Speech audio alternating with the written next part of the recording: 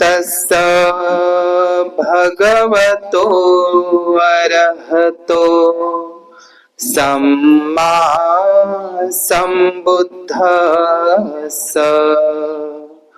नमो तस्स भगवतो अरहतो सम्मा सम्बुद्धस्स नमो तस्स भगवतो अरहतो सम्मा सम्बुद्धस्स।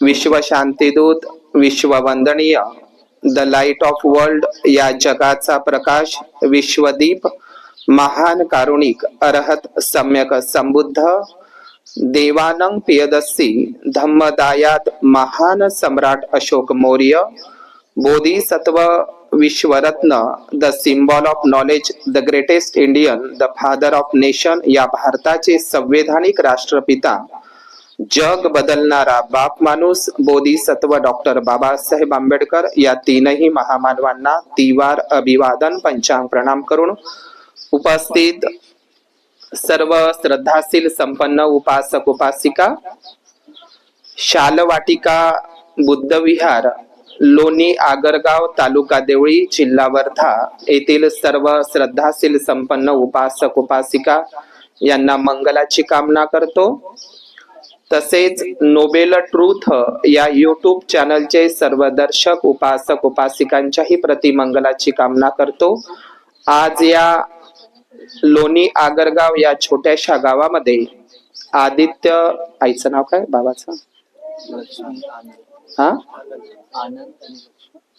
आदित्य, कालकथित आदित्य यांच्या पुण्यानुमोदनाच्या दिनाच्या निमित्तानं या कार्यक्रमाचं आयोजन आयुष्यमान उपासक आनंदजी मेंढे व आयुष्यमती लक्ष्मी आई मेंढे या परिवारांनी या कार्यक्रमाचं आयोजन केलेलं आहे।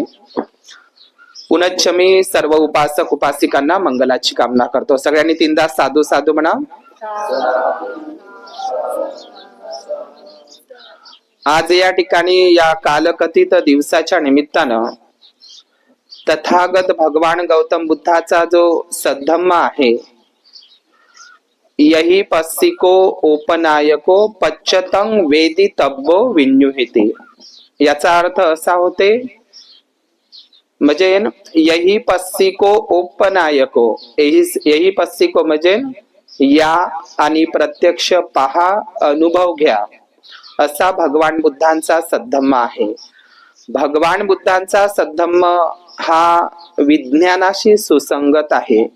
भगवान बुद्धांचा धम्म हा न्याय संगत आहे, तो तर्क संगत आहे आणि बुद्धी संगत सुद्धा आहे। तर भगवान बुद्धांचा जो सद्धम्म हा मनुष्याला जगामध्ये तथागत भगवान बुद्धांचाच एकमेव असा धम्म आहे जो सायंटिफिक धम्म आहे, वैज्ञानिक धम्म आहे।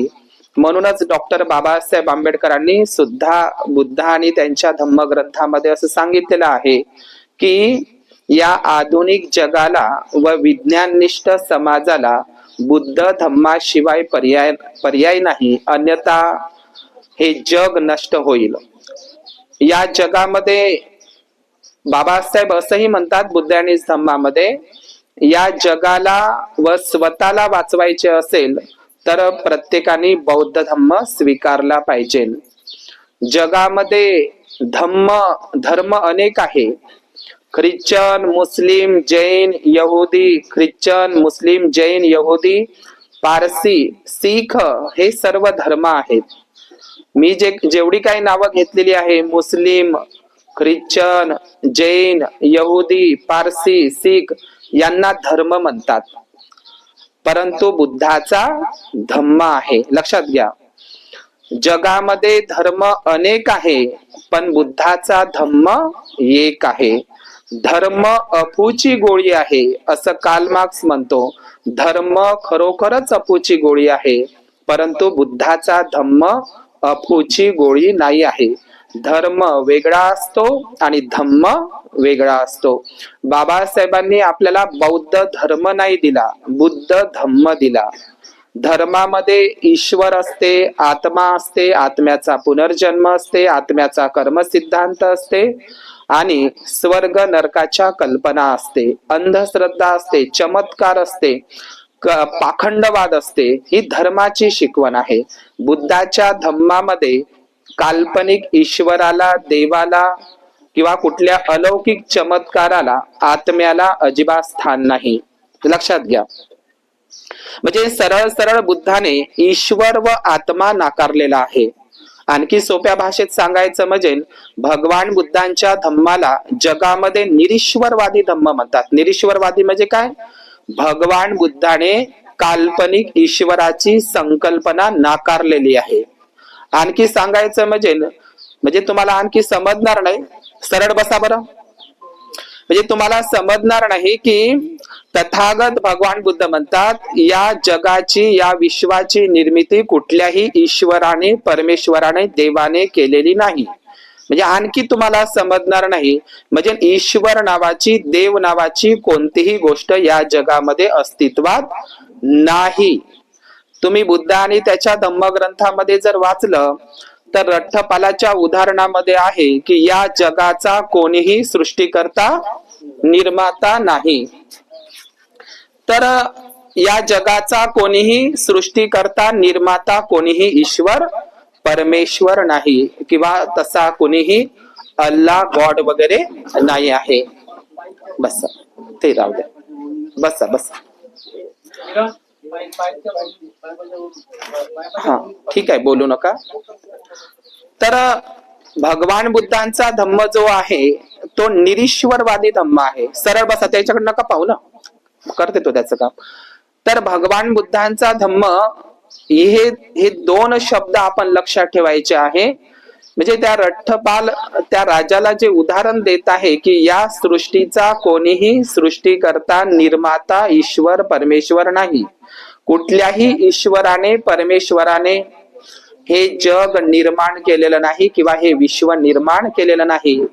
भगवान बुद्धांनी या सृष्टीचा म्हणजे भगवान बुद्धांनी या सृष्टीची निर्मिती कशी झालेली आहे, हे जग, हे विश्व कसं अस्तित्वात आलेलं आहे या संदर्भात बुद्ध बोललेच नाही असं नाही आहे.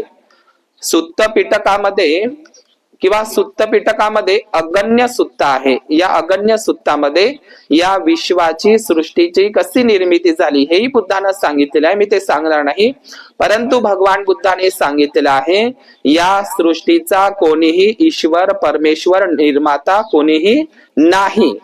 दुसरी गोष्ट, आज याला कालकथित दिवस म्हणतो आपण बौद्ध धर्मामध्ये. याला आपण पुण्यतिथीचा दिवस यासाठी म्हणत नाही. पुण्यतिथीचा दिवस आपण म्हणतच नाही, कारण इतरही धर्मामध्ये त्यांच्या घरामध्ये, त्यांच्या कुटुंबामध्ये जर कोणी व्यक्ती मरण पावला, नीट लक्ष द्या, माझं भाषा समजत आहे का तुम्हाला? आवाज येत आहे का बरोबर? तर इतरही धर्मामध्ये एखाद्या कुटुंबातील व्यक्ती मरण पावला, तो तरुण असो का म्हातारा असो, तर तेही लोक म्हणजे ओबीसी हिंदू बांधवांमध्ये, ब्राह्मणी धर्मामध्ये सुद्धा हा कार्यक्रम घेतला जातो. कोणता कार्यक्रम? हा जो आपण घेतला. पण ते लोक आणि बुद्धिस्ट लोक याच्यामध्ये फरक आहे. लक्षात घ्या. सत्यनारायण पाठ आणि परित्राण पाठ फरक आहे. पण काही विचित्र लोक, काही आपलेच बौद्ध म्हणणारे लोक, काहीच जयभीमवाले लोक अजूनही बुद्धाच्या धम्मवाणीचा, परित्राण पाठाचा अपमान करतात. म्हणजे आम्हालाही म्हणतात, भंतेजी लोकांना, जसं हिंदू धर्मामध्ये, ब्राह्मण धर्मामध्ये जसा सत्यनारायणाची कथा, सत्यनारायणाचा पाठ असतो, तसाच बौद्ध भिक्षू सुद्धा परित्राण पाठ आणि सत्यनारायण पाठ सारखाच आहे म्हणतात. मला सांगा, सत्यनारायण पाठ आणि परित्राण पाठ सारखा आहे का? सारखा आहे का? म्हणजे याचा अर्थ ब्राह्मणी हिंदू धर्म आणि बौद्ध धर्म सारखा आहे का? ब्राह्मण हिंदू धर्माची आणि बौद्ध धर्माची शिकवण सारखी आहे का? आता प्रश्न हा निर्माण होते की जेव्हा एखादा भिक्खू किंवा भिक्खुणी किंवा बौद्धाचार्य तुमच्या घरी भगवान बुद्धांच्या ज्या गाथा म्हणतात, तर त्या पाली प्राकृत धम्म लिपीमध्ये म्हणतात. लक्षात घ्या. आता त्या धम्मलिपीची जी गाथा आहे, धम्मलिपीचे जे सुत्ता आहे, वंदना आहे किंवा परित्त पाठ आहे, हे तुम्हाला समजत नाही म्हणून तुमचं ते अज्ञान आहे. समजलं का? बुद्धाने आपल्या धम्माची शिकवण कोण्या भाषेमध्ये दिली? पाली भाषेमध्ये. त्या काळामध्ये बौद्ध भिक्खूंना, बुद्धाला आणि सम्राट अशोकाच्याही काळामध्ये, सम्राट अशोकाचं राज्य, धम्म राज्य 1250 वर्ष चाललं. किती वर्ष? नीट लक्ष द्यायचं आहे. 1250 वर्ष सम्राट अशोकाचं राज्य चाललं. तर पूर्ण या जम्बूद्वीप भारताची भाषा होती पाली भाषा, न की हिंदी होती ना मराठी होती. 1250 वर्ष या जम्बूद्वीपाची म्हणजे भारताची भाषा पाली प्राकृत भाषा होती. तिचं नावच आहे प्राकृत. प्राकृतिक, प्राकृत म्हणजे काय? प्राकृतिक, नॅचरल. तिला धम्म लिपी म्हणतात, ब्राह्मी लिपी नाही. ब्राह्मी ही वनस्पती आहे, लक्षात घ्या. पण काही पागल लोकांनी किंवा ब्राह्मणीवादी लोक ब्राह्मी लिपी म्हणतात. ब्राह्मी लिपी हा शब्द यूज करू नये. धम्म लिपी हा शब्द सम्राट अशोकांनी आपल्या शिलालेखांमध्ये स्वतः कोरलेला आहे. धम्म लिपी शब्द म्हणायचा, ब्राह्मी लिपी शब्द म्हणू नये. तर मी ते सांगणार नाही. तर या जम्बूद्वीप भारताची जी भाषा होती ती पाली प्राकृत भाषा होती. भगवान बुद्धांनी आपले जे 84,000 जे सुत्त आहे ते कोणत्या भाषेमध्ये सांगितले? पाली प्राकृत भाषेमध्ये. आणि या जम्बूद्वीप भारताची सम्राट अशोकाच्या वेळी आणि इतरही बौद्ध राजांच्या वेळी या जम्बूद्वीप भारताची, मी जम्बूद्वीप हे नाव का घेत आहो? कारण या भारताचं प्राचीन नाव काय आहे? जम्बूद्वीप. आणि जम्बूद्वीप कुठपर्यंत होता? आजचं Afghanistan, Pakistan, Tajikistan, Balochistan, Kazakhstan, Iran, Iraq, Mesopotamia, Bactria पर्यंत, मिस्र पर्यंत, इकडे श्रीलंका, इकडे नेपाळ पर्यंत, म्हणजे चायना पर्यंत हा जम्बूद्वीप होता. लक्षात घ्या. तर ह्या सगळ्या मिळून याला अखंड भारत जम्बूद्वीप म्हणायचे. आणि या अखंड जम्बूद्वीप भारताचा राजा सम्राट अशोक होता. आणि या अखंड जम्बूद्वीप भारताची जी भाषा होती ती भाषा कोणती होती? पाली प्राकृत भाषा. ती राष्ट्रभाषाही होती, राजभाषाही होती. मी राजभाषा हा शब्द याच्यासाठी वापरला की राजे महाराजे लोक सुद्धा पाली प्राकृत भाषेमध्येच बोलायचे. पण आपण विसरलो. आजची जी हिंदी भाषा आहे का नाही, किंवा मराठी भाषा आहे ना, मराठी भाषा वगैरे, ही मराठी भाषा, पाली भाषा, तामिळ भाषा, तेलुगू भाषा, गुजराती भाषा, ही सुद्धा भाषा पाली भाषेमधूनच जन्म घेतलेली आहे. लक्षात घ्या. सिंधू सिव्हिलायझेशन मध्ये किंवा अनेक अंग्रेजी भाषेचे शब्द सुद्धा पाली भाषेमध्ये लागत असतात. तर जगातली पहिली भाषा आहे पाली प्राकृत भाषा. पण तुम्हाला ब्राह्मणवादी लोकांनी शिकवलं, मलाही शिकवलं. काय शिकवलं? या जगातली पहिली भाषा देववाणी संस्कृत भाषा. समजलं तुम्हाला? आजही ते शिकवल्या जातं की या जगातली, या भारतातली पहिली भाषा देववाणी भाषा म्हणजे संस्कृत भाषा होय. पण लक्षात घ्या, संस्कृत भाषेतला कुठलाही शिलालेख अख्ख्या जम्बूद्वीप भारतामध्ये कुठेच प्राप्त झालेला नाही. उलट संस्कृत भाषा पाली भाषेमधूनच जन्म घेतलेला आहे, हायब्रिड संस्कृत. लक्षात घ्या तुम्ही. आजही तुम्हाला माहित असेल हिंदी आणि मराठीचे शब्द सारखे येत असतात. संस्कृत भाषा, तिचं नावच संस्कृत आहे, म्हणजे ती संस्कारित झालेली आहे. लक्षात घ्या. तर पालेती इति पाली म्हणजे बुद्धाने पाली भाषेमधूनच आपल्या धम्माचा प्रचार आणि प्रसार केलेला आहे. तर मी माझ्या विषयाला इकडे गेलो होतो. तर विषय असा आहे की भगवान बुद्धाचा धम्म हा निरीश्वरवादी आहे. कसा आहे? निरीश्वरवादी. या जगाची, या सृष्टीची, या विश्वाची निर्मिती कुठल्याही ईश्वराने, परमेश्वराने केलेली नाही. आपण चार्लस डार्विनचा सिद्धांत ऐकत असतो. दुसरी गोष्ट, इतरही धर्मामध्ये हा कार्यक्रम घेत असतो, परित्राण पाठ. आणि काही लोक बुद्धाच्या वाणीचा अपमान करतात. परित्राण पाठ आणि सत्यनारायणाचा पाठ सारखाच आहे, ही चुकीची गोष्ट आहे. सत्यनारायणाचा पाठ हा लोकांना ठगवण्यासाठी आहे, फसवण्यासाठी आहे. मी अनेक उपासक उपासिकांना विचारतो की सत्यनारायणाचा पाठ आणि परित्राण पाठ सारखा कसा आहे तेही सांग. तर सांगता येणार नाही, फक्त टीका टिप्पणी करतो. त्याच्यातही आपल्या वाणीचे दोष आहे. परित्त पाठ म्हणजे भगवान बुद्धांचं तत्वज्ञान आहे त्या सुत्तामध्ये, फालतूच्या गोष्टी नाही. आणि सत्यनारायणाची कथा काय आहे? एक जहाज बुडता बुडता ते वाचवलं, अशीच कहाणी आहे ती कलावतीची. मग आपण बुद्धाच्या वाणीचा ब्राह्मणी धर्माच्या सत्यनारायणच्या कथेशी आपण जो अर्थ जोडतो हा चुकीचा आहे. आणि त्याच्यातही आपले वाणीचे दोष आहे. लक्षात ठेवा, सत्यनारायण पाठ आणि परित्राण पाठ सारखा नाही. परित्त पाठ हा भगवान बुद्धांचा उपदेश आहे पालीमध्ये, तो तुम्हाला समजत नाही हे तुमचं अज्ञान आहे. पण चुकून तरी परित्राण पाठ आणि सत्यनारायण पाठ सारखा आहे असं मी, जे काही लोक म्हणतात, टीका करतात भिक्खूंवर, तर त्यांनी सांगावं की सत्यनारायण पाठ आणि परित्त पाठ सारखा कसा आहे? सारखा अजिबात नाही. आहे का सारखा? वास्तविक पाहता परित्राण हा शब्द पालीमध्ये नाही आहे. पाली शब्द आहे परित्त. कसा शब्द आहे? परित्राण नाही आहे शब्द. परित्राण हा शब्द संस्कृत आहे. पाली शब्द आहे परित्त पाठ. लक्षात घ्यायचा आहे. तर आज हा जो कार्यक्रम या ठिकाणी घेतलेला आहे आणि इतरही ब्राह्मणी हिंदू धर्मामध्ये हा कार्यक्रम घेतात, परंतु भगवान बुद्धांचा आणखी एक धम्म आहे, भगवान बुद्धांचा आणखी एक सिद्धांत आहे अनात्मवाद. कोणता? निरीश्वरवाद आणि अनात्मवाद हे शब्द बुद्धाचे लक्षात ठेवा. आता अनात्मवाद म्हणजे काय?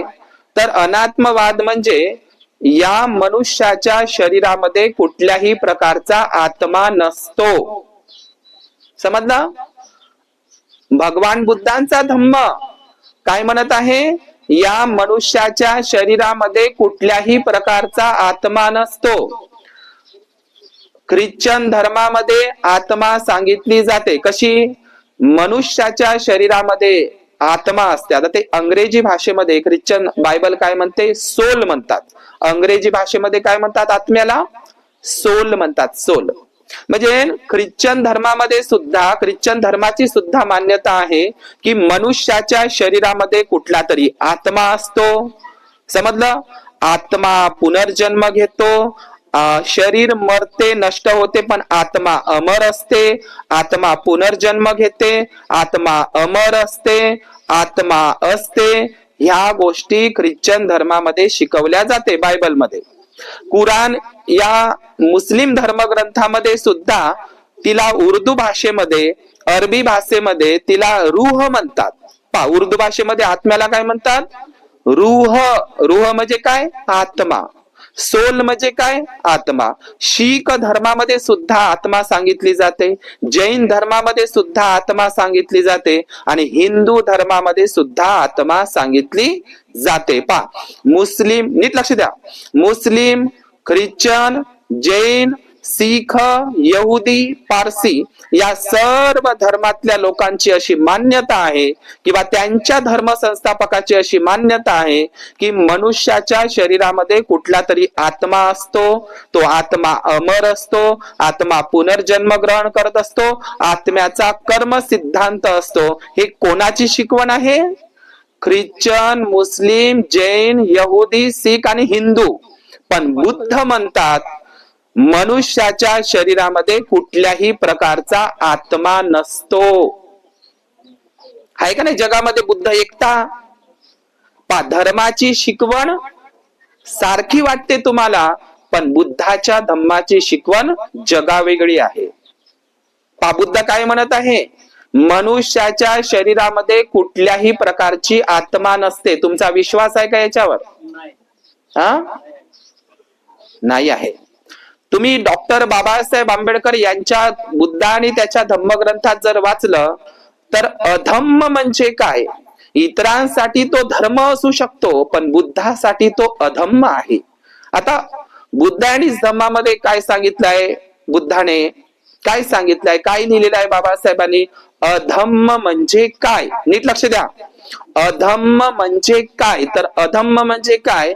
कुठल्या तरी काल्पनिक ईश्वरावर श्रद्धा ठेवणे, विश्वास बाळगणे म्हणजे अधर्म होय. आता विश्वास ठेवणे म्हणजे काय?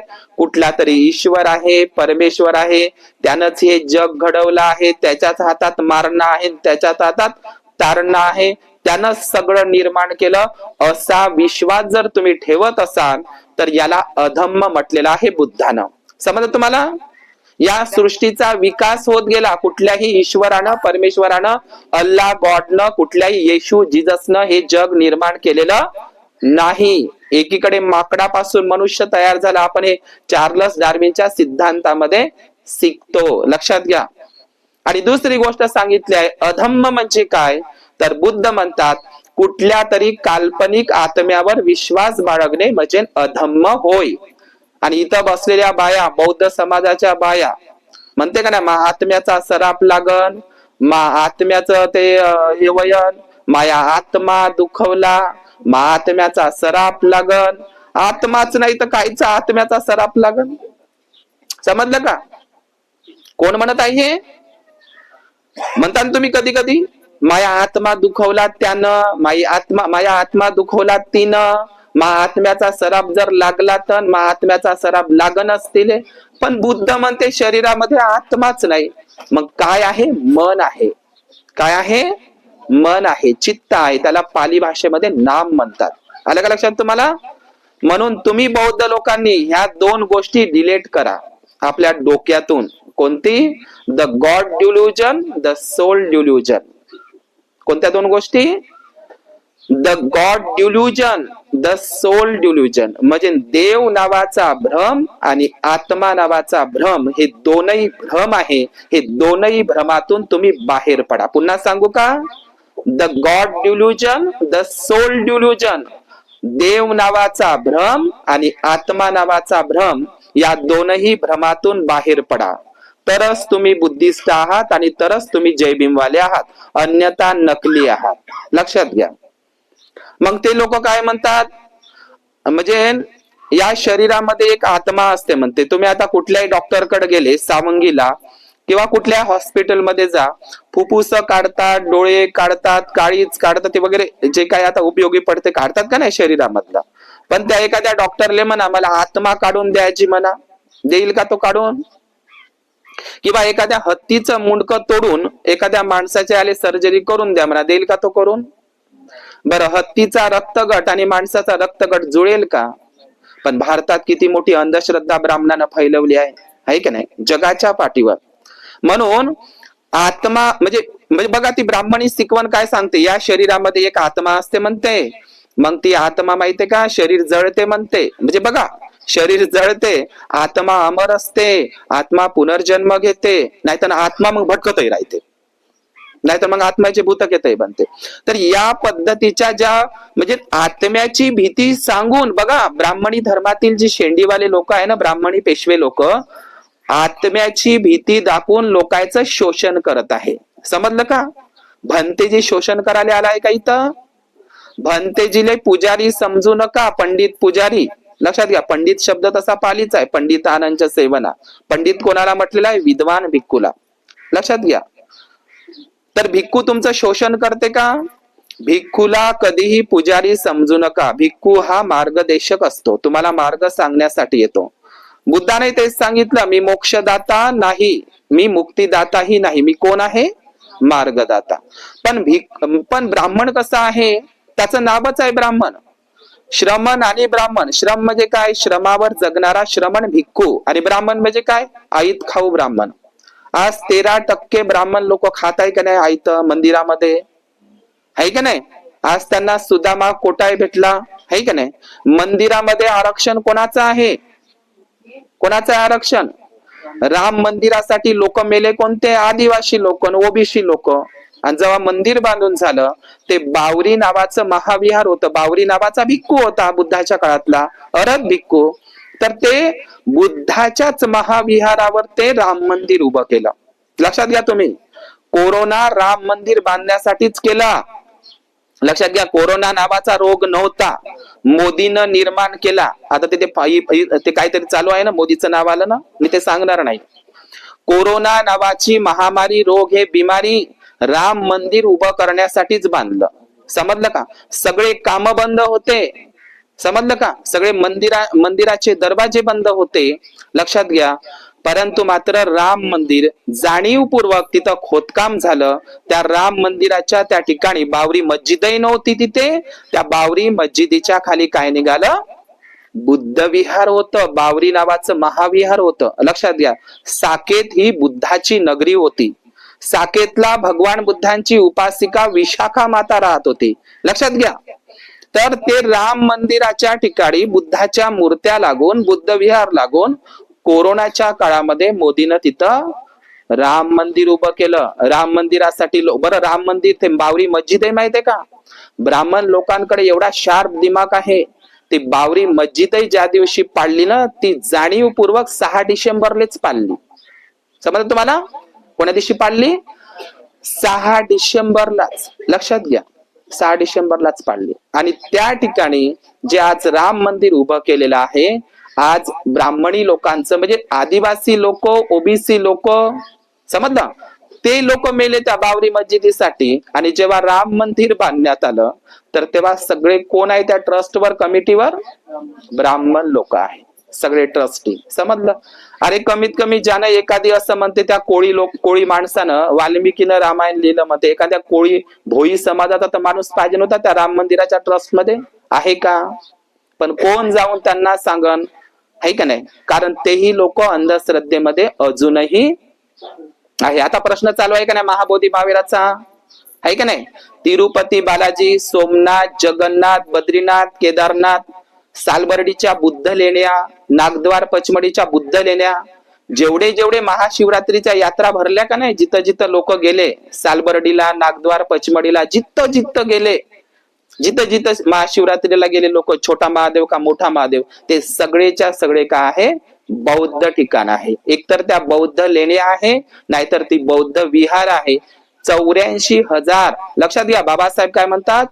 एकट्या सम्राट अशोकांनी 84,000 विहार बांधले. किती बांधले? ऐका ना, किती बांधले? एकट्या सम्राट अशोकांनी पूर्ण जम्बूद्वीप भारतामध्ये 84,000 बुद्ध विहार बांधले. ठीक ना? तर बाबासाहेब म्हणतात हे 84,000 बुद्ध विहार गेली कुठं? अजिबात गेली कुठं नाही. ब्राह्मणांनी तिथं बुद्धाच्या सोन्याच्या मूर्त्या गायब केल्या, किंवा बुद्धाले साडी चोंडरी नेसून, बुद्धाले शेंदूर लावून तिथं आरक्षण घेत आहे. लक्षात घ्या, दानपेटीवर कोण आहे तिथं? ब्राह्मण बसलेला आहे. आज ते म्हणजे आपलं म्हणणं काय आहे की पंढरपूरचं विठोबाचं असेल, किंवा तिरुपती बालाजीचं असेल, सोमनाथ मंदिर असेल, भारतातील जेवढे काही जुने मंदिर आहे ते सगळेच्या सगळे काय आहे? बुद्ध विहार आहे का नाही? त्याचे कार्बिन डेटिंग नुसार सगळेच्या सगळे बुद्ध विहार आहे. तुम्ही सालबर्डीला जा, सगळ्या बुद्ध लेण्या आहे. बुद्ध लेण्यामध्येच ते शिवलिंग बसवली. नागद्वारला जा, पचमडीला, तिथं 5 लेण्या आहे. सम्राट अशोकाचा स्तूप आहे. सालबर्डी, नागद्वार, पचमडी बुद्धिस्ट स्थळ आहे. लक्षात घ्या. पण सगळ्या याच्यावर त्यांनी कब्जे केले. मी का बोलत आहो आजच्या या प्रसंगी? म्हणजे आमचे 84,000 बुद्ध विहार सम्राट अशोकांनी जे बांधले होते ते तर घेतलेच बा तुम्ही, तिरुपती बालाजी, पंढरपूरचं विठ्ठलाचं मंदिर, पण आम्हाला एक तरी द्या. कोणतं? बोधगया महाबोधी महाविहार द्यायला तयार आहे का? ते कोणाच्या कब्जात आहे? ब्राह्मणाच्या. आणि तुम्ही मस्त मजा मारत आहात. काम कोणाचं आहे म्हणते? ते फक्त भिक्खू आणि भिक्खुनीचं आहे, आमचं नाही आहे काम. लक्षात घ्या, जेवढे काही 84,000 बुद्ध विहार त्यानं जबरन कब्जे केले ना, तर तुमच्या घरावरही कब्जे करायला वेळ लागणार नाही. तुम्ही आधुनिक जे विहार बांधले ना त्याच्यावरही कब्जे करायला वेळ लागणार नाही. लक्षात घ्या, जे तुम्ही आता बांधलेलं, जर संविधान जर बदललं तर. लक्षात घ्या. म्हणून आपल्यासाठी दिवस काय, रात्र काय, दिवसही वैराचा आहे. जागृत राहा काहीतरी. लक्षात घ्या, आपण हजारो वर्षापासून गुलाम होतो. लक्षात घ्या, आपले बौद्ध विहारच त्यानं कब्जे तर केले, पण आपले बौद्ध विद्यापीठ सुद्धा ब्राह्मणांनी जाळले. आपल्याला नाव काय सांगते? मुसलमानांनी जाळले. नालंदा विद्यापीठ मुसलमानांनी जाळलं नाही, ब्राह्मणांनीच जाळलं. सांगा आता, नालंदा विद्यापीठ महाबोधी महाविहारावर कब्जा कोणाचा आहे? मुसलमानाचा, ख्रिश्चनांचा, जैनांचा, शिखांचा? कोणाचा आहे आत्ताच्या घडीला? बोधगयाच्या महाबोधी महाविहारावर ब्राह्मणाचाच आहे ना. पहा, आजच्या घडीला जर ब्राह्मण त्या महाबोधी महाविहाराच्या दानपेटीपाशी बसलेला असेल तर नालंदा विद्यापीठ कोण जाळलं? नालंदाचीच नाही, जेवढे काही बौद्ध विद्यापीठ होते आणि बौद्ध विहार होते हे सगळे ब्राह्मणांनीच जाळले. बाबासाहेबांनी महाडच्या चवदार तळ्यावर, लक्षात घ्या, बाबासाहेबांनी महाडच्या चवदार तळ्यावर मनुस्मृती नावाचा ग्रंथ जाळला. कोणता? तर बाबासाहेबाचा किती राग करतात लोक, करतात ना ओबीसी लोक, आदिवासी वगैरे लोक. बाबासाहेबांनी म्हणते तो आमचा ब्राह्मणी ग्रंथ मनुस्मृती जाळला. अरे तुमचा तर मनुस्मृती ग्रंथ एकच जाळला बाबासाहेबांनी, पण आमचे 90 लाख ग्रंथ जाळले नालंदा विद्यापीठातले. कोण सांगा? 90 लाख ग्रंथ जास्त का एक ग्रंथ जास्त? 6 महिने जळत राहिले त्या लायब्रऱ्या. नालंदाला 3 लायब्रऱ्या होत्या, त्याची नावही सांगतो, रत्नरंजक, रत्नसागर आणि रत्नोदधी, अशा 9 मजल्याच्या 3 लायब्रऱ्या होत्या. 6 महिने पुस्तकं जळत राहिले. किती पुस्तकं होते? 90 लाख पुस्तकं. किती? 90 लाख पुस्तकं. ते 90 लाख जर पुस्तकं जाळले नसते ब्राह्मणांनी, नालंदाच्या विद्यापीठातले आणि दुसऱ्याही विद्यापीठातले, तर आज अजूनही भारत प्रगतीवर असता. काय काय लिहिलं नसेल त्या ग्रंथामध्ये बौद्ध भिक्खूंनीनं, आहे का नाही? म्हणजे बौद्ध भिक्खूंची काय अभ्यास असेल त्याच्यामध्ये. बरं झालं ते चायना देशातून काही भिक्खू आले आणि त्यानं काही ग्रंथ तिकडे नेले म्हणून ते बचून तरी राहिले, श्रीलंकेला, चायनाला, कोरियाला, जपानला. समजलं? तर भारतामध्ये ही प्रतिक्रांती झालेली आहे, प्रतिक्रांती झालेली आहे. मी गुजरातमध्ये गेलो, काठियावाडीला, साणावाकिया, तलाचा, केडिया डोंगर, सगळ्या बौद्ध लेण्यांवर त्यांनी कब्जा केला आहे. गुजरातच्या बौद्ध लेण्यांचे अक्षरशः दगड कापून नेत आहे त्या गुजरातमध्ये. मी स्वतः जाऊन बघितलंय काठियावाडला, साणावाकिया बौद्ध गुफा आहे तिथे. तर आज भारतामध्ये जे चित्र आपल्याला दिसत आहे की नाही, आता तुम्ही ते जेफ्री एप्स्टीन फाईल्स वाचतात ना, तुम्ही ऐकत आहे ना तुम्ही मोबाईल मध्ये, का माहित नाही तुम्हाला काय चालू आहे ना? जेफ्री एप्स्टीन फाईल माहित आहे ना चालू तुम्हाला? आता ते तर तुम्हाला आईसलँडचं दाखवलेलं आहे. तिथं भारतामध्ये काही कमी लोक आहे का? राम रहीम सारखे लोक, आसाराम बापू सारखे लोक, त्यांनी तर लहान लहान मुलीवर बलात्कार केला. या आसाराम बापून तर लहान लहान मुलावर बलात्कार करून त्यांना तिथंच आश्रमामध्ये गाडलं. भारतामध्ये काही कमी होता आसाराम बापून, राम रहीम?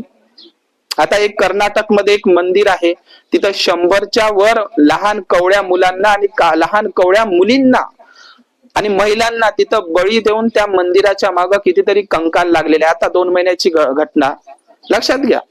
तर ही जी क्रूर, म्हणून आज भारतामध्ये जे एप्स्टीन फाईल चालू आहे, लक्षात घ्या मोबाईल मध्ये. म्हणून भारतामध्ये आता तुम्ही ते पाहिलं असेल यज्ञाचं उदाहरण, त्या मुलीवर बलात्कार झाला होता का नाही? आता कुठली घटना आहे ती? मला वाटते नगर मधली घटना आहे ती, महाराष्ट्रातलीच आहे ना? बरं कुठली तरी आहे, पण तिचं नाव यज्ञा होतं. ती मला वाटते 4 ते 5 वर्षाची होती ना? तर तिच्यावर बलात्कार झाला ना, बलात्कार.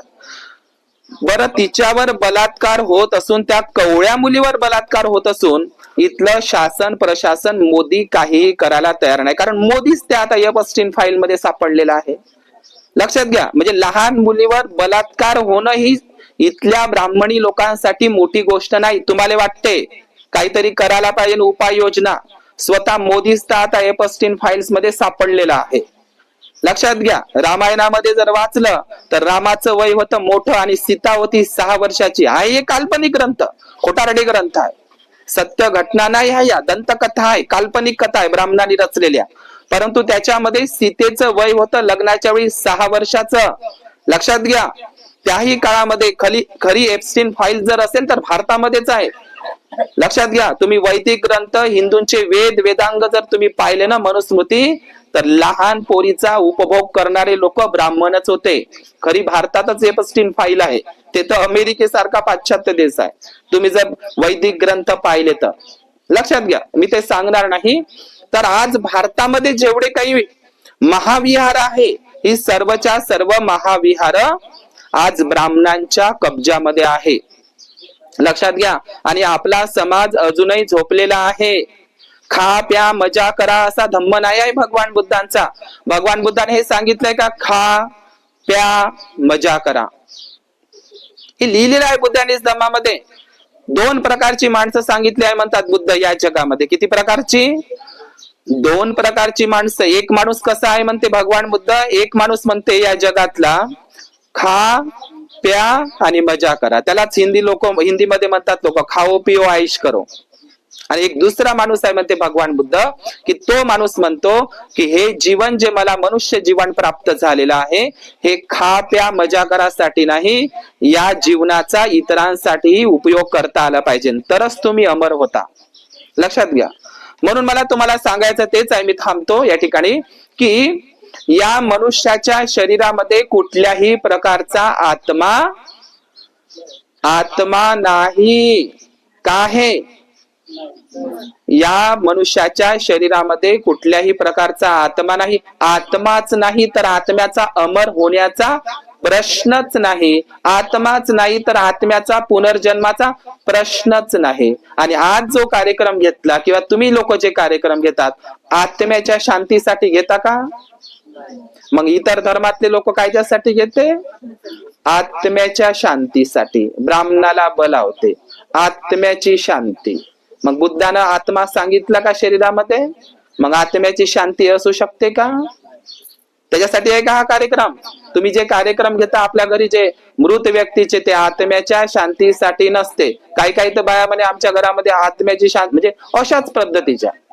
जिथं मैतीले ठेवलं होतं म्हणे, जिथं जीव गेला तिथंच पूजा घ्या. म्हणजे आजही लोक अंधश्रद्धेत आहे का नाही? आहे का नाही? मग ते लोक माहित आहे का काय करतात? ब्राह्मणी धर्मामध्ये त्याच्या घरी हे कार्यक्रम घेतात, जसा आपण घेतला तसा, पण त्यांच्यामध्ये ना आपल्यामध्ये फरक आहे. कसा फरक आहे? ते लोक काय करतात? असाच कार्यक्रम घेतल्याच्या नंतर तेरवी नावाचा प्रकार बौद्ध धर्मामध्ये नाही. 13 धुतांग आहे पण तेरवी नाही आहे. लक्षात घ्या. दुसरी गोष्ट, बौद्ध लोकांनी याचा विसर पडला पाहिजे. गोड जेवण नाही आहे आपल्यामध्ये. आपण एकीकडे म्हणतो पाणाती पाता वेरमणी सिक्खापदम समादयामी, प्राण्यांची हिंसा करणं. लक्षात घ्या. मान तुम्ही लोक कचाकच बकऱ्या आणि कोंबडे कापता. गोड जेवण नावाची पद्धत आपल्यामध्ये नाही. नष्ट करायला पाहिजे ते. म्हातारा माणूस मरो का तरुण मरो, गोड जेवण नावाचा प्रकार नाही. तेच पैसे आपण एकत्रित करून आणि हे कार्यक्रम घेण्यापेक्षा त्याच्या वाटणीचा आपण बुद्ध विहाराला कुठली तरी बुद्ध मूर्ती, बाबासाहेबाची मूर्ती कुठल्या तरी विहारासाठी दान घ्यायचं. लक्षात घ्या.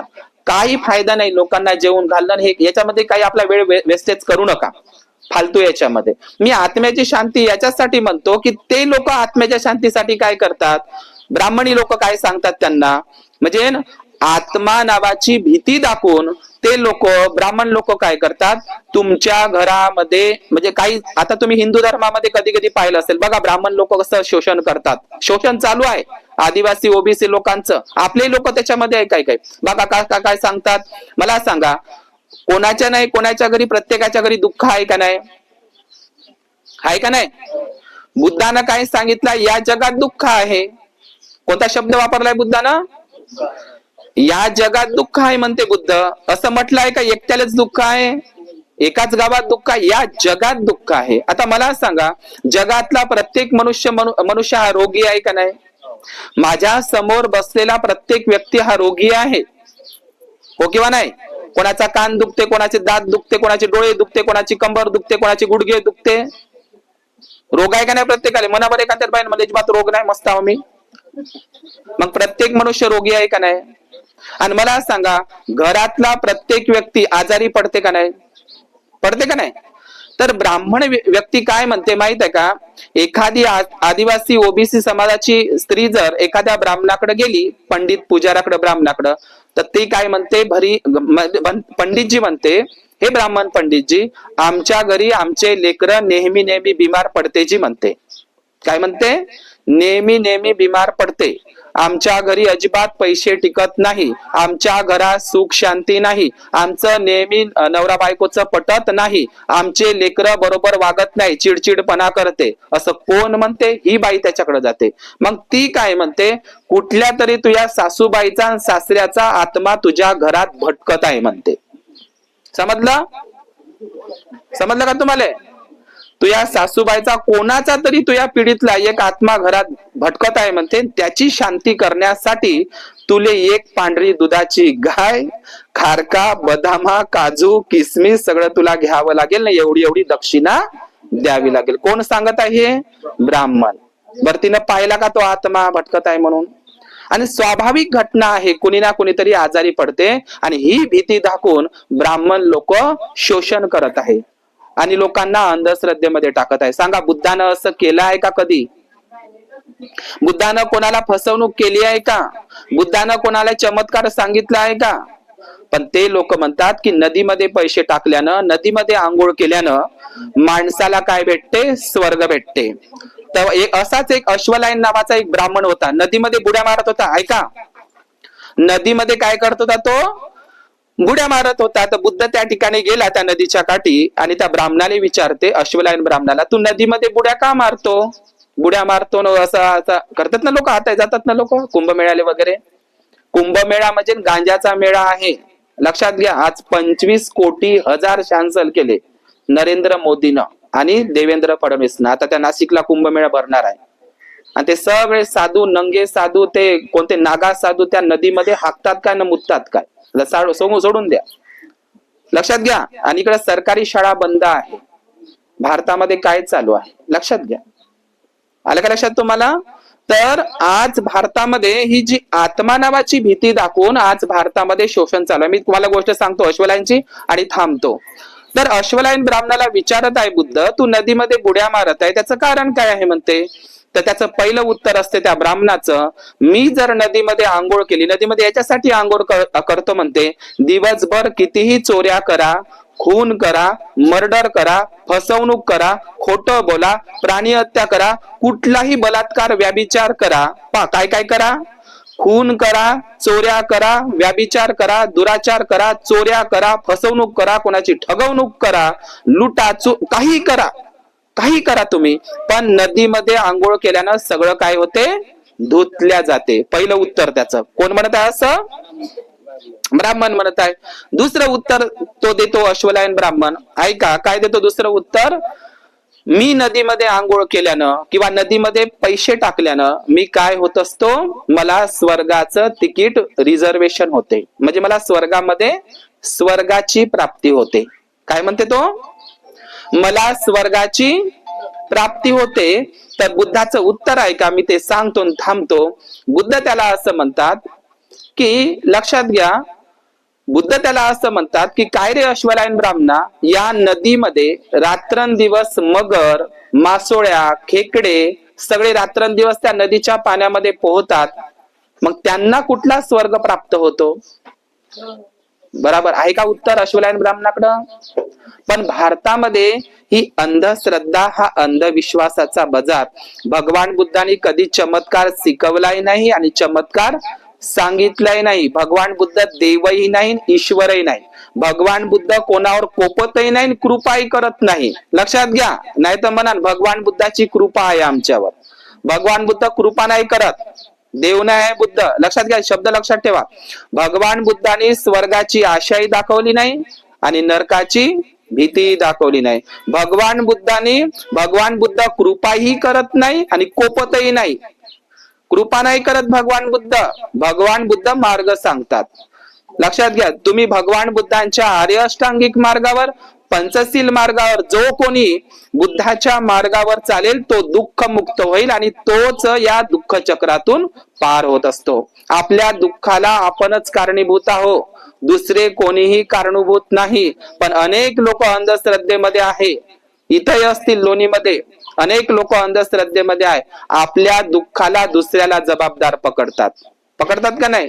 तिनेच काहीतरी केलं असेल, काहीतरी. एक तर बाई म्हणे दारूतच केलं म्हणे, महापौर आले, दारूतच कुणीतरी घातलं जी म्हणते जी म्हणे. मी म्हणतो त्या ब्राह्मणाच्या, मारवाड्याच्या, तेल्याच्या पोराले जादू नाही करत आणि आपल्याच आदिवासी, मातंग आणि बौद्ध समाजाच्या माणसाला कसे काय लोक करतात हेच समजत नाही. लक्षात घ्या. म्हणून एक तर 90 वर्षाची म्हातारी माझ्या विहारामध्ये आली, 90 वर्षाची म्हातारी. ते म्हणते जी म्हणते मायाला वागतच नाही. सांगा आता, सांगा, असे लोक आपल्या समाजातले. 90 वर्षाची म्हातारी म्हणते मायेवाला वागत नाही. आता मायेवाला वागत नाही म्हणजे काहीतरी मावर कोणीतरी करणी कवटाळ केला, जादू टोना, आणि सुनबाईनच केला काका काही बाईनं. अशा पद्धतीचे आहे. आता 90 वर्षाची म्हातारी मला आशीर्वाद द्या म्हणे. मी मला आशीर्वाद दिलाय तरी तुम्ही मराठी राहणार आहे का? मी तिला मंगल होऊन सुखी हो असं जर म्हणलं तर ती मरणार नाही का? अरे बुद्धानं सरळ सांगितलंय ना, जन्म आहे तर मरावं लागते, जन्म आहे तर मराच लागते. कवाच्यासाठी आले तुम्ही?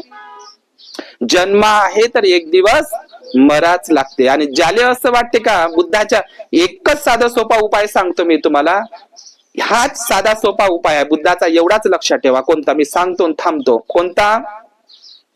सोपं उदाहरण आहे ते. बुद्ध काय म्हणतात? एक दिवस जन्म आहे तर एक दिवस मरण आहे. पण ज्याले मरुशाच नाही वाटत असेल तर मग काय करायचं? आहे का नाही? साधं सोपं आहे ना उत्तर. कोणतं? जन्म आहे तर एक दिवस मराच लागते माय, आहे का नाही? जन्म आहे तर एक दिवस मराच लागते. पण काही काही बाया आणि काही काही माणसं अशी आहे, मला मरुशाच नाही वाटत, मरुशाच वाटत नाही. मग ज्याले मराचं भेव लागते तेच लोक या देवाकडे जाऊ दे, त्या देवीकडे जाऊ दे, या दर्ग्याकडे जाऊ दे, इकडं जाऊ दे, तिकडे जाऊ, हेच लोक अंधश्रद्धेकडे भटकतात. कोणते लोक अंधश्रद्धेकडे भटकतात? ज्याले मराचं भेव लागते. पण बुद्ध म्हणते मराच लागते, पण हे म्हणते मला मरातच नाही आहे. ते ज्याले मराचं भेव लागते त्याच बाया इकडं तिकडं भटकत आहे. मग ते कुंकड गुना बाबाकडं, अवधूत बाबाकडं, भिकाराम बाबाकडं, दर्ग्याकडं, अशा आपल्या बाया आहे. स्वतःला जयभीम वाले सांगते. काही अर्थ आहे का?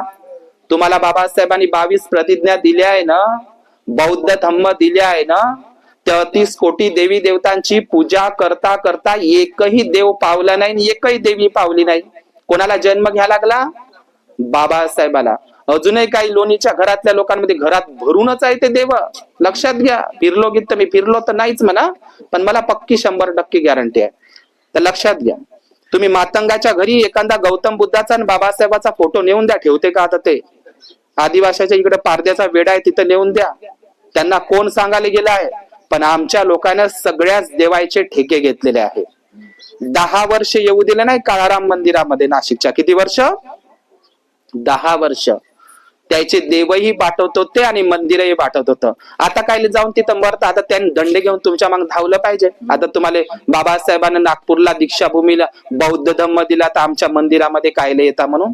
पण त्याले माहित आहे ना याच्याकडे आता पैसे आले, आरक्षण, यांना शिक्षण, सगळ्या नोकऱ्या मिळाल्या, म्हणून ते लोक तुम्हाला आता मंदिरातही उभे करतात. आणि म्हणून काही 150 लोक म्हणते काहीच तर नाही करत ते मंदिरामध्ये आले तरी, तिकडेही गेलं तर. अरे तुले मंदिरामध्ये आजचा ओबीसी आदिवासी माणूस त्यालाही मंदिरामध्ये प्रवेश नव्हता. आज जो आदिवासी आहे का नाही, आदिवासी, ओबीसी, महार, मातंग, चांभार यांनाही मंदिरामध्ये प्रवेश नव्हता. आज मंदिरामध्ये जो तुम्ही जाता ना, हिंदूंच्या गर्भानं जाता ना, तर त्याच्यावरही बाबासाहेबाचाच अधिकार आहे. संविधानामध्ये तुम्हाला मंदिरात जाण्याची मनाई होती. लक्षात घ्या. म्हणून आपल्याला एवढा चांगला बुद्ध धम्म दिल्याच्या नंतर इकडे तिकडे भटकण्याची गरज नाही आहे. लक्षात घ्या. म्हणून आपण आत्म्याला मानतच नाही. तर मी ती गोष्ट सांगतो, 5 मिनिटांमध्ये थांबतो.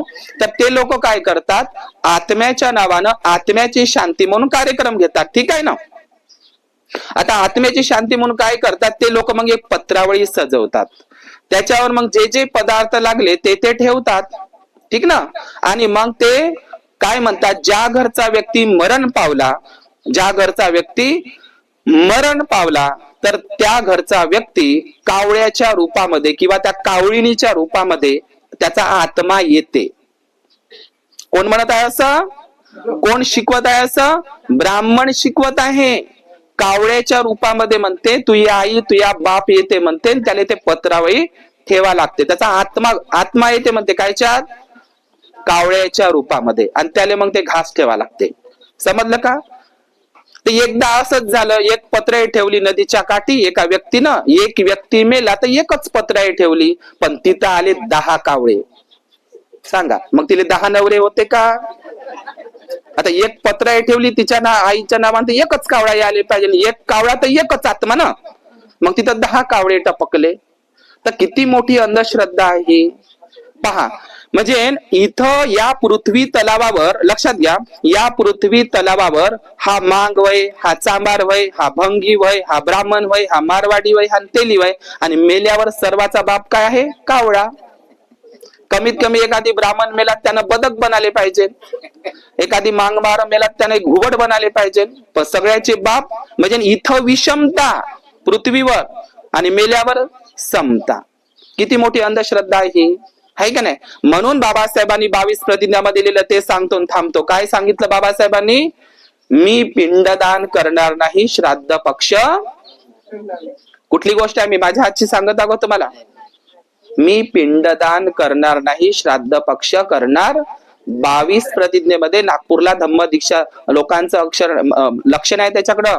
पिंडदान म्हणजे काय, पिंडदान म्हणजे काय, श्राद्ध पक्ष म्हणजे काय? मेलेल्या व्यक्तीच्या नावानं फोटोच्या समोर पत्रावळी घेऊन जाणं किंवा त्या मशान घाटात ठेवणं. करता का नाही तुम्ही लोक? आता मी गेल्याच्या नंतर खबरदार करायचं नाही. समजलं ना? कशाला म्हटलंय? मी माझ्या हातचं सांगत नाही तुम्हाला. बाबासाहेबांनी तिथं नागपूरला जा, मोबाईल मध्ये सर्च करा, काय लिहून आहे तिथं. 22 प्रतिज्ञा, साधी गोष्ट नाही ती. 22 प्रतिज्ञेमध्ये बाबासाहेबांनी सांगितलंय मी पिंडदान करणार नाही, श्राद्ध पक्ष करणार नाही. पिंडदान म्हणजे काय आणखी समजून घ्या. बुद्धगयाला कोणतं, बुद्धगयाचा अतिक्रमण जे ब्राह्मणांनी केलाय महाबोधी महाविहारामध्ये काय चालू आहे? ब्राह्मण हटले पाहिजे असं वाटते ना तुम्हाला? मग ब्राह्मण लोक तिथं करून काय राहिले महाबोधी महाविहारामध्ये? तर महाबोधी महाविहारामध्ये ब्राह्मण लोक पिंडदानाचा कार्यक्रम घेते. मृत व्यक्तीच्या नावानं घास ठेवते, तिथं पत्रावळी ठेवते, उडदाचे गोळे बनवतात, भाताचे गोळे.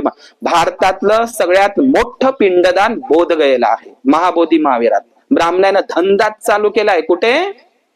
महाबोधी महाविहार बोधगयाला. तुमच्या लक्षात येत आहे तुम्हाला काय म्हणतो मी? हे पिंडदान म्हणजे काय? पिंडदान म्हणजे काय? फोटोपासी. आणि जेव्हा तुम्ही एखादा व्यक्ती तुमच्या घरचा जाळता, तिथं मशन घाटामध्ये तुम्ही घेऊन जाता पत्राई दयाचं बोनं, त्याले म्हणते पिंडदान. आणि बाबासाहेबांनी आणि बुद्धांनी त्याला विरोध केलेला आहे. मग कोणत्या लोकांनी पिंडदान ठेवलं पाहिजे? कोणते लोक पिंडदान ठेवतात? त्यांनी ठेवू द्या ना. कारण ते लोक कशाला म्हणतात? कावळ्याच्या रूपामध्ये माझा बाप किंवा माझी माई येते, ते पत्रावळी खाते, तर तुमची येते का कावळ्यामध्ये? बौद्धांनी ते करू नये, हिंदूंनी करू द्या. कारण त्यांची मान्यता आहे, त्यांची प्रथा आहे. कोणती? कावळ्याच्या रूपामध्ये माझा बाप आणि माझी आई येते म्हणून ते पत्रावळीचं खाते, तर तुमचे मायबाप येते का कावळ्याच्या रूपामध्ये? आत्मा मानतो का आपण? हे कायचा दात काढून लागतो? समजलं का तुम्हाला? तर ही आत्मा नावाची कन्सेप्ट डोक्यातून काढून टाका. जसं तुम्ही मोबाईल मधल्या ज्या गोष्टी तुम्हाला आवडत नाही ना, तर त्या तुम्ही डिलीट करता, तसं ईश्वर आणि आत्मा ह्या दोनही गोष्टी डिलीट करा. भगवान बुद्धांचा कम्म सिद्धांत वैज्ञानिक आहे. कसा? पेराल तसे उगवेल. लक्षात घ्या. आपल्या दुःखाला जबाबदार आपणच आहोत. पण काही बाया काय म्हणते, आमच्या घरात जे दुःख आहे ना, तर जबाबदार ते बाजूची आहे, तिनं काहीतरी केलंच म्हणते, लिंबू मिरच्या टाकल्याच म्हणते. लक्षात घ्या. म्हणजे दुःखाला जबाबदार कोण आहे म्हणते? कोणतरी काहीतरी केलाय. अजूनही आमच्या बौद्ध समाजाच्या बाया अंधश्रद्धेमध्ये आहे. लक्षात घ्या. बुद्धाला कधी कोणाची नजर लागली नाही, बाबासाहेबालाही कोणाची नजर लागली नाही. कितीही पुतळे तोडा, काही करा, बाबासाहेब कधी खतम होईल का? बुद्धाला कधी खतम करता येईल का? विहार खतम करता येईल, पण बुद्धाचे विचार कधीही खतम करता येणार नाही. जोपर्यंत चंद्र सूर्य तारे आहे तोपर्यंत बुद्ध आणि बाबासाहेब राहणार. लक्षात घ्या. आणि तुम्ही राहणार आहात का?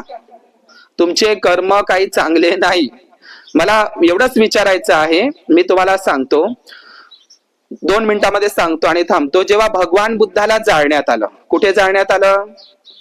कुशीनगरला जाळण्यात आलं. जेव्हा तथागत भगवान बुद्धाला जाळण्यात आलं, तर त्याचा लाकडीचा ढीक पडला, अस्थिचा नाही का? मग अस्थिचा ढीक पडला भगवान बुद्धाचा. तर ज्या ठिकाणी कुशीनगरला बुद्धाला जाळण्यात आलं होतं, तर ते कुशीनगरचे जे मल्लराजे आहे ना, मल्लराजे, ते म्हणतात बुद्धाला आम्ही आमच्या कुशीनगरला जाळलं, तर ती बुद्धाची जेवढी काही अस्थी आहे ना, ते रक्षा नाही का, लाकड, ते लाकड आम्ही अजिबात कोणाला देणार नाही म्हणे. ऐका, ही एवढीच कहाणी सांगतो आणि थांबतो. बुद्धानी स्तंभामध्ये बाबासाहेबांनी लिहिलेली. काय म्हणते ते? कुशीनगरचे मल्लराजे म्हणते बुद्धाची सद्गत, बुद्धाचा अंतिम संस्कार, चितेला अग्नी सगळं आम्हीच केला आहे. आम्ही बुद्धाच्या अस्थी अजिबात कोणाला देणार नाही, एवढूसाही कण देणार नाही कोणाला. कोण म्हणत आहे असं? ऐका, कुशीनगरचे मल्लराजे म्हणत आहे. मल्लराजे. मग त्यानं काय केलं? दुसऱ्यानं त्या अस्थिचा कण घेऊ नये, बुद्धाच्या त्या अस्थी कोण नेऊ नये, त्याच्या भोवताल, बुद्धाच्या अस्थिच्या सभोवताल बाण टोचले, असे तलवारीनं बाण. पहा लक्षात घ्या, बुद्धाने धम्मामध्ये मेन्शन केलेल्या गोष्टी सांगतो. काय केलं? बाण टोचले, तलवारी टोचल्या. कायच्यासाठी? बुद्धाच्या अस्थी कोणाला भेटणार नाही. आणि मग त्यावेळी अजातशत्रू जे जे काही राजे होते त्या काळातले, कोलिय, बुली, ते सगळे, वैशालीचे, लिच्छवी, सगळ्या राजे लोकांना राजदूत पाठवला, मंत्री. ऐका ही गोष्ट सांगतो थांबतो. कोणते मंत्री पाठवले? की कुशीनगरला ज्या बुद्धाला जाळण्यात आलं तर त्याच्या अस्थी आम्हालाही थोडशा पाहिजे, आम्ही त्याच्यावर महास्तूप बांधू, साचीच्या स्तूपासारखे आम्ही स्तूप बांधू, विहार बांधू त्याच्यावर. समजलं तुम्हाला? आम्हाला पाहिजे. पण कुशीनगरच्या राजे लोकांनी निरोप झाडला की बुद्धाच्या अस्थी अजिबात कोणाला भेटणार नाही, एवढूसा अंशही भेटणार नाही. कोण म्हणत आहे असं? कुशीनगरचे मल्ल राजे, मग अजातशत्रू, ते वैशालीचे राजे, कोलीय राजे, ते कपिलवस्तूचे राजे, सगळ्या राजे लोकांनी निरोप झाला. कोणाकडं? कुशीनगरच्या राजाकडं. तुम्ही जर बुद्धाच्या अस्थी आम्हाला देत नसाल, कायच्यासाठी मागत होते ते राजे? आम्ही महास्तूप बांधून आम्ही त्याची पूजा करू. ठीक ना? समजलं तुम्हाला?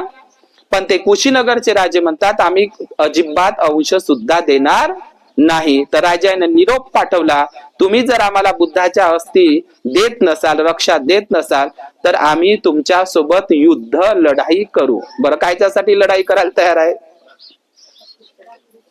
कोणाच्या? बुद्धाच्या अस्थीसाठी लढाई, युद्ध करायला तयार आहे. कोण? राजे लोक. बरं मला सांगा, लढाई, युद्ध म्हणजे काय? दोन बायाचं भांडण होय का? का दोन माणसाचं? लढायामध्ये हजारो लोक मरतात. कायच्यासाठी लोक मरायला तयार आहे? ते राजे लोक मरायला तयार आहे बुद्धाच्या अस्थीसाठी. सांगा, जगामध्ये आहे का असं उदाहरण? आणि तुमच्या घरचं मेलं तर तुमच्यामध्ये कायच्या लढाया होते? वावराच्या, घराच्या, संपत्तीच्या, पासबुक. आहे का नाही? फरक आहे का नाही? आणि इकडे राजे लोक कायच्यासाठी लढाई करायला तयार आहे? बुद्धाच्या अस्थी आम्हाला भेटल्या पाहिजे. पहा, जगामध्ये मग भगवान बुद्धांच्या अस्थी राजे लोक म्हणतात, अरे बुद्धानं रोहिणी नदीच्या पाणी वाटपावरून घरदार सोडलं, बुद्धानं युद्ध नाही सांगितलं. समजलं का? बुद्धानं जिवंतपणी लोकाला युद्ध नाही सांगितलं आणि तुम्ही बुद्धाच्या अस्थीसाठी युद्ध करता, माणसं मारता, रक्त सांडवता. चांगली गोष्ट नाही. मग एका भिक्खूनं काय केलं? बुद्धाच्या अस्थीचे किती भाग केले? 8 भाग केले. किती? 8 भाग केले. आणि त्या 8 भागावर वेगवेगळ्या राजानं पूर्ण जम्बूद्वीप भारतामध्ये 8 स्तूप बांधले. किती? 8 स्तूप बांधले. लक्षात घ्या, भगवान बुद्धांचं भिक्षापात्र फेकून नाही दिलं. भगवान बुद्धाचं भिक्षापात्र वैशालीच्या केसरियाला त्याच्यावरही स्तूप बांधला सम्राट अशोकांनी. तुमचे कपडे तर तुमच्या सोबत बोत्र्या भात्र्या असं फेकून जाळतात तिकडं.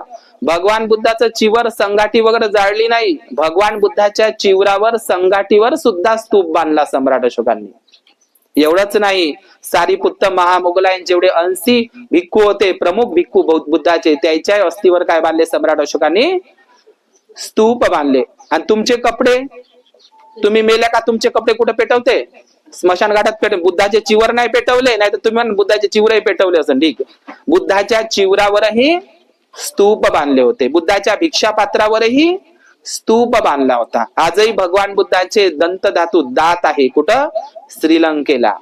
आजही भगवान बुद्धाचे केस आहे कुठे? ब्रह्मदेशात, श्वेडेगाव पॅगोडामध्ये. समजलं का तुम्हाला? किती वर्ष झाले बुद्धाला जाऊन? एवढ्या वर्षापासून. बरं, तुमचं काही राहणार आहे का? बरं, तुमचं काही शिल्लक राहणार आहे का? तर बुद्धाच्या भिक्षापात्रावरही स्तूप बांधले, चिवरावरही स्तूप बांधले, जाळले नाही. आणि बुद्धाचे अस्थीवर किती स्तूप बांधले? 8. आणि नंतर सम्राट अशोकांनी ते 8 स्तूपातल्या थोड्या थोड्या अस्थी काढल्या आणि त्यात काही शिल्लक ठेवल्या. समजलं तुम्हाला? काही शिल्लक ठेवल्या आणि काही काढल्या. आणि भगवान बुद्धांच्या त्या अस्थीवर 84,000 स्तूप बांधले, साची सारखे. किती? पूर्ण जम्बूद्वीपामध्ये भगवान बुद्धांच्या अस्थीवर एकट्या सम्राट अशोकांनी साचीच्या स्तूपाप्रमाणे, आता काही नष्ट केले म्हणून दिसत नाही, 84,000 महास्तूप बांधले. बरं, कायच्यावर महास्तूप बांधले सम्राट अशोकांनी? भगवान बुद्धांच्या अस्थीवर. 84,000 महास्तूप. आता मला सांगा, भगवान बुद्धांच्या निर्वाणानंतर 8 स्तूप तयार करण्यात आले आणि सम्राट अशोकाने मग किती बांधले त्याच अस्थी खोलून? 84,000. आता प्रश्न हा उरतो की भगवान बुद्धांच्या अस्थी नदीच्या पाण्यामध्ये विसर्जन शिरवण्याची गरज पडली का? आणि तुमच्या अस्थी पाण्यात शिरवतील का नाही? मग बुद्धाच्या अस्थी शिरवण्याची गरज पडली का? शिरवल्या का? तुम्ही हा प्रश्न कधी विचारला नाही का?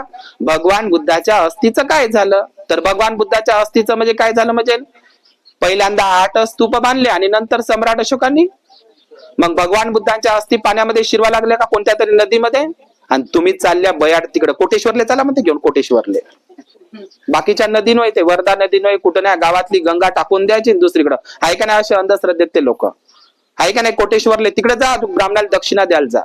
अशा बाया ह्या वर्धा जिल्ह्यात देवळी कोटेश्वरले चला म्हणते लाकड शिरवाले. कारण गावात बाजूला नदी नाही दुसरी, पुलगावची नाही. अजूनही अंधश्रद्धेत लोक, तुम्ही जाता ना कोटेश्वरले, ते तिथं वय तुम्ही म्हणून ती गर्दी करता म्हणून तिथं पैसे खर्च करून राहिला तो लोक तिथं घाट तयार झाला. हे तुम्ही जाणं गेल्यामुळे अजूनही काय बाया अंधश्रद्धेत कुठे न्यायची लाकड? कोटेश्वरला घेऊन चला कोटेश्वरला. जाणं तुमच्यामध्ये एवढी दम आहे तर जाणं बुद्धगयाच्या निरंजना नदीमध्ये जाणं. आपल्या नद्या नाही का पैसे खर्च करून? मग कुंकड चालले तुम्ही? आहे का नाही अंधश्रद्धेमध्ये तुम्ही? आहे का नाही? कोटेश्वरले चला, कोटेश्वरले देवळीतले कोणी मेला कोटेश्वरले गावातली नदी दिली टाकून. तुमच्यामध्ये एवढा यायच्या जाणं बुद्धगयाच्या तिकडे नदीमध्ये शिरवा. अनेक लोक बौद्ध उपासक उपासिका तिकडे नेते आपल्या माय बापाचे. आपण कोणाच्या याच्याकडे चाललो? हिंदू धर्माच्या याच्यामध्ये. त्याच्यात हेही लोक तिकडेच नेते कोटेश्वरला ना. आपण आहे तुम्ही देवळीतले आहे म्हणून सांगतो तुम्हाला. आहे का नाही? अशा बाया अरे कुठून यायची कुणा कोटेश्वर बेवडेवाले तर पहिलेच तयार आहेत कोटेश्वर. अशा आपल्या समाजातले लोक आहेत. तर भगवान बुद्धांच्या अस्थी शिरवण्याची काही गरज पडली का? गरज पडली का? बरं ते तर बुद्धाचं झालं. बाबासाहेबाच्या अस्थी कुठे गेल्या? बाबासाहेबाच्या अस्थी नदीमध्ये शिरवण्याची गरज पडली नाही. लक्षात घ्या. आजही दीक्षाभूमीला चैत्यभूमीला जिकडे तिकडे बाबासाहेबाच्या अस्थी लोकांनी सावटून आणल्या. जेव्हा जे चितेला गेले 6 डिसेंबरला, तर जगामध्ये कोण्याच माणसाची एवढी अंतिम संस्कार झाले. 25 लाख लोकांच्या चुली पेटल्या नव्हत्या. तेव्हाचे लोक कमी शिकलेले होते पण निष्ठावान प्रामाणिक होते. आता तर शिकलेले काही कामाचे नाही बाबासाहेबाचे, फक्त जयंती डीजे अशा पद्धतीचे लोक आहे का नाही? सगळा सत्यानाश. जुने लोक चांगले होते का आताचे लोक चांगले आहेत? जुनेच चांगले आहे का नाही? रमाई कमी शिकलेली होती का जास्त? मग तिने बाबासाहेब घडवला का नाही? आणि तुम्ही घडवता का? मग तुमचं शिक्षण कोणा कामाचं? चाटाचं आहे का ते शिक्षण? अरे रमाईकडे शिक्षण जास्त होतं का बाबा तुमच्याकडं? रमाईकडे कमी होतं ना. लक्षात घ्या. मला एवढंच म्हणायचं आहे जाता की बुद्धाच्या अस्थीचं काय झालं, तर बुद्धाच्या आणि बाबासाहेबाच्या अस्थी नदीमध्ये शिरवण्याची गरजच पडली नाही. बुद्धाच्या अस्थीवर 84,000 महास्तूप एका एकट्या सम्राट अशोकाने लिहिले म्हणजे बांधले. तर आजही तो स्तूप आहे का नाही साचीचा? पण काही स्तूप ब्राह्मणाने नष्ट केले, पण ते स्तूप आहे का नाही साचीचा? तसेच स्तूप 84,000 महास्तूप बांधले. तर मला सांगा, तुम्ही मेल्याच्या नंतर ते बंद कर बाबू मागची बटन. तर मला सांगा, ऐका एक गोष्ट, 1 मिनिट मी संपवतो, की आपल्या अस्थीचं काय होणार आहे? तुमच्या अस्थीचं? अरे तुमच्या अस्थीचं काय होईल? तुमचं नदीमध्ये टाकन, कारण तुमचे कर्म चांगले नाही. म्हणून असे कुशल कर्म करा म्हणजे ज्याच्यासाठी तुम्ही हे जे कमाई करत आहे, तुमचं एकही पोरग, तुमचं एकही थडग बांधणार नाही वावरामध्ये. आणि घरी तुमच्याकडे 2-4 पिढ्या ते फोटो पुसतील देतील, धक लावून झाला 5व्या वर्ष झालं देते. समजलं? कारण तुमचे कुशल कर्म नाही. पण बुद्धासारखं, अशोकासारखं, बाबासाहेबासारखं काम करा. असे कर्म करा का लोक तुम्ही अमर झाले पाहिजे. समजलं का तुम्हाला? म्हणून आपल्या जीवनामध्ये जेवढे पुण्य कर्म करता येते तेवढे पुण्य कर्म करा. जीवनामध्ये आपल्या जीवाचा नेम नाही. लक्षात घ्या. म्हणून कोणाला दुखी करू नका, कुणाची वाईट करू नका, चोरी करू नका, कुणाचं वाईट चिंतूही नका, आणि कुणाचा खाना खराबा होऊन सत्यानारास होऊन त्याचा सगळा भेव आणि त्याच्या काड्या जावो. है की नाही? लक्षात घ्या. काही बाया तर वाटच पाहत आहे. हे की नाही? सगळ्या बुड्या मेल्या म्हणते मौल्याची माई सासू का मरते का? हिच्यावर कधी मरण येते का? मग इले अजिबातच मरण नाही.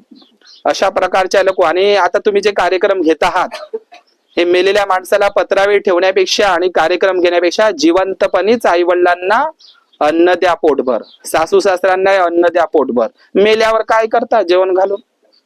भुके नवे अन्न, मेल्यावर पिंडदान. जिवंतपणीच सासऱ्याची सेवा करा, जिवंतपणीच आई वडिलांची सेवा करा. मेल्यावर कोणही पाहिलं नाही, पण जिवंतपणी घे खेडमे घे मर तिकडं असतं.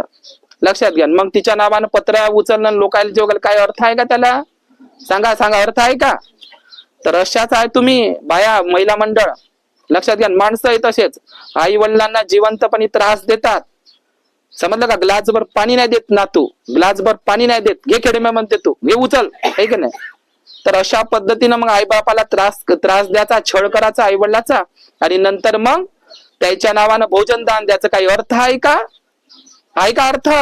आई वडिलांची सेवा करा. तुमच्या ज्यानं बुद्धाची नाही होत असं ते नका करू, पण आई वडिलांसारखं पुण्य कधीच नाही. सगळं काही जगामध्ये भेटते, पण आई वडील सारखे भेटत नाही. तर हेच मला आजच्या या अनुषंगानं सांगायचं आहे. या ठिकाणी मी थांबतो.